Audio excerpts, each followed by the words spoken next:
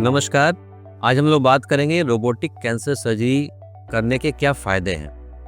देखिए, robotic cancer surgery जैसा कि हम जानते हैं एक मिनिमल इन्वेजिव सर्जरी है, जिसमें लैप्रोस्कोपिक सर्जरी की तरह ही कम चीरा दे करके ऑपरेशन किया जाता है। लैप्रोस्कोपिक सर्जरी में वो ऐसा करते हैं, लेकिन लैप्रोस्कोपिक सर्जरी के कुछ डिसएडवांटेजेस हैं, जैसे कि उसमें जो विज़न होता है वो 2D विज़न होता है, जिसमें गहराई का पता नहीं चलता।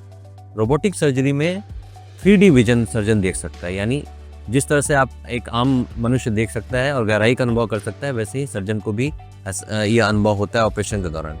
दूसरा फ़ायदा है कि जो सर्जन देखता है वो मैग्नीफाइड होता है, 10 टाइम्स कम से कम मैग्नीफिकेशन मिलता है, यानी बहुत ज़्यादा बड़े रूप में उस ऑपरेटिव फील्ड को देख पाता है सर्जन, जिससे फ़ायदा ये होता है कि आप बहुत सटीक ऑपरेशन कर सकते हैं। और रोबोटिक सर्जरी के ज़रिए आप विशेष अंगों में, जैसे पेल्विक सर्जरीज में और थोरासिक या इसोफेगियल सर्जरी या मुंह के पीछे वाले हिस्से जहां पहुंचना मुश्किल होता है, वहां आसानी से पहुंच कर ऑपरेट कर सकते हैं। तीसरा फ़ायदा है कि एक जो रोबोटिक आर्म्स हम इस्तेमाल करते हैं, उनके वो रिस्टेड होते हैं, मतलब उनके एंड में एंडो रिस्ट, यानी जैसे मनुष्य की कलाइयाँ काम करती हैं उससे बेहतर, यानी 360 डिग्री रोटेशन पे रोबोटिक आर्म्स काम कर सकते हैं। तो ये इनफैक्ट एक आम मनुष्य से ज़्यादा बेहतर रिजल्ट दे सकता है।